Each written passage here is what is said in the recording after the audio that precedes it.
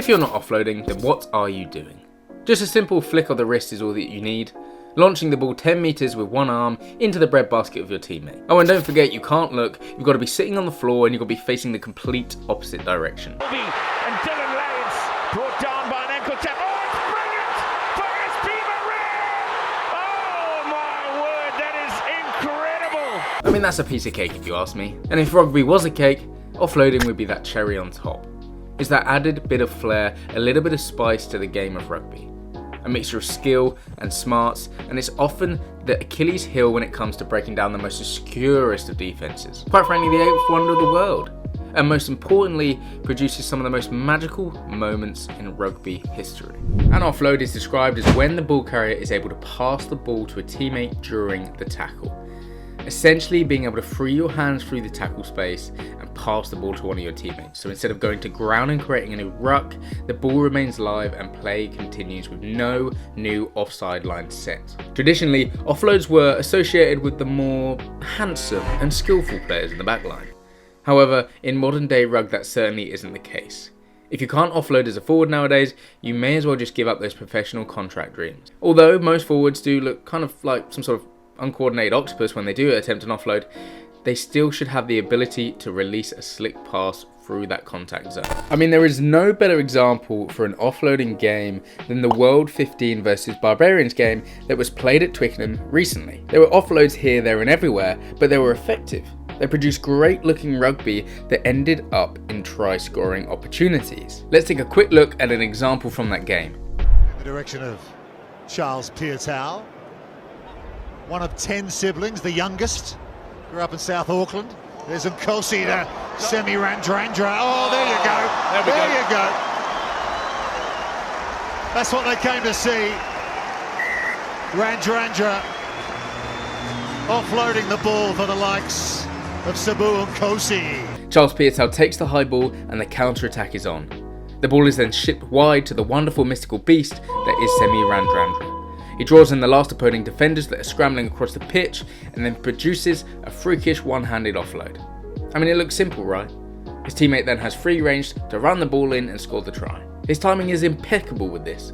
Just the perfect time so it stops the defenders from bouncing off and tackling his supporting man, who runs a great line back on the inside. Now let's take a look at another clip, and I'm sorry if you've seen this one before, but honestly it's just stupidly good.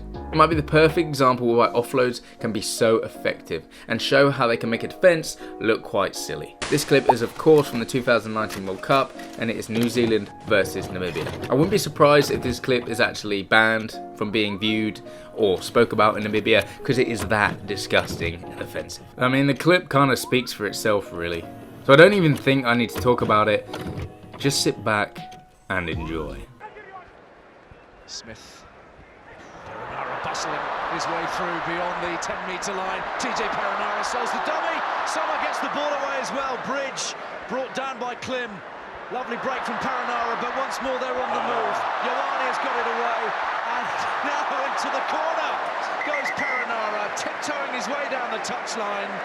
And he knows that's a close run. Yeah, I mean, it's pretty average, right? Yeah, nothing to see there. Just 3 insane offloads and a crazy finish in the corner. Yeah, no, nothing. We can move on from this one pretty quick, I think.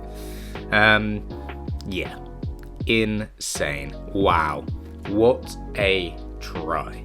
What are they feeding these people? First of all, TJ, his offload off the floor, perfectly in the breadbasket of that oncoming runner. Then a quick ruck, another offload, and Brad Weber producing a no-look out the back? Sorry? What? Don't forget TJ then gets back up off the floor, runs the supporting line, and then dives in the corner, producing one of the most insane finishes I think I've ever seen. I mean, this try is literally insane. It's textbook, it's beautiful, and it's a great example of why we should advocate for an offloading game. Super try for super players, and it's so good to watch. Now just picture the best offloader in your team. Other than yourself, of course. I want you to be obsessed with them, dreaming about them, put them as your damn lock screen. I want you to be so obsessed that you're on their shoulder whenever they go into contact, with exception, of course. Don't be silly. I quite frankly don't want you sprinting across the pitch from the wing like a headless chicken just for them to do a pick and go. but I want you to be mindful of your supporting running lines off the attacking players around you. An offload is only good if the support line is quite frankly there and is often actually considered more important. I mean, it's the classic what comes first, the chicken or the egg, the offload or the support line. Does the offload only become an offload because the support line is there? Or does the support line only become a support line because the offload is there? And do you need the offload for it even to be considered a supporting line? Or do you need the supporting line for it even to be considered an offload? Does running the supporting line create the opportunity for the offload? Or does the offload create the opportunity for the supporting line?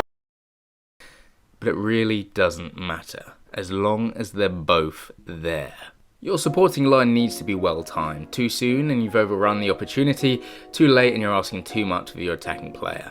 You need to be close in proximity of the player, calling their name, and in perfect scenarios making eye contact. This will ensure the best chance of a successful offload rather than a Hail Mary 3-pointer. We all know someone that is accustomed to throwing. I think one important factor to remember when running your supporting lines is that you shouldn't be sprinting at full tilt. It's a tough old catch when you're running like Usain Bolt onto the ball. Instead, I would recommend to be accelerating post catching the ball, or at least make your acceleration later. So when you're reaching your max speeds a few seconds after catching the ball, rather than trying to catch the ball at full tilt. One play in rugby that is technically a type of offload is the pop off the ground. Now you don't really see these often, but they're still very effective when used in smart scenarios.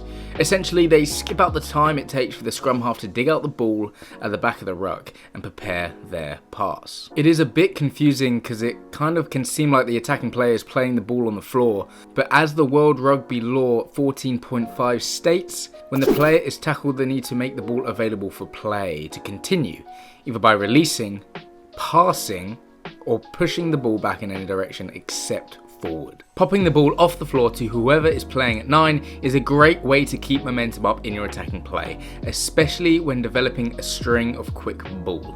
A quick pop off the ground is another opportunity to attack an unorganised defence, with teams that are tracking back, struggling to face up and get real good line speed. Now, please, for the love of Hansen Stash, do not pop up the ball if the scrum half hasn't called for it or is unaware that you'll be passing it from the base of the ruck. There is honestly nothing worse as a 9 than someone popping the ball off the floor without you asking for it, because the likelihood is you're not going to be able to catch it and you're going to get a ball straight to the face.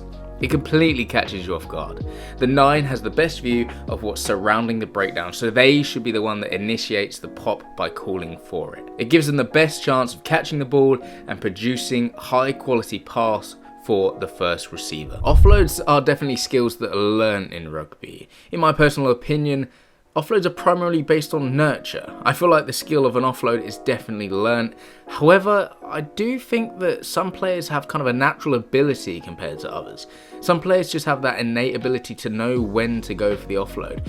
Almost like it's a natural instinct of where the players are around them. Kind of long, rangy built players like Semi Randrandra that we mentioned earlier have a natural ability to shoot their arms through the tackle just because they have that extra bit of range. Fundamentally though, the skill of an offload is purely down to practice. You know, it's just like any skill in rugby, the offload can be mastered in training with patience, practice and repetition. Try things in training, build up your confidence in your ability, and when those opportunities do come in the game, you can capitalise. Just by watching footage of great offloaders, you can see how they manipulate their running lines and their bodies to create good opportunities for offloads. Sonny Bill Williams, for example, he's a great player to watch when it comes to offloading. He often takes on 2, 3 even defenders to create opportunities for the attacking players around him. And that is ultimately the goal of an offload. It's a way to manipulate the defense in order to create better opportunities for your attacking teammates. An offload will produce opportunities out of thin air. And that's why I believe offloads are one of the most important skills in rugby.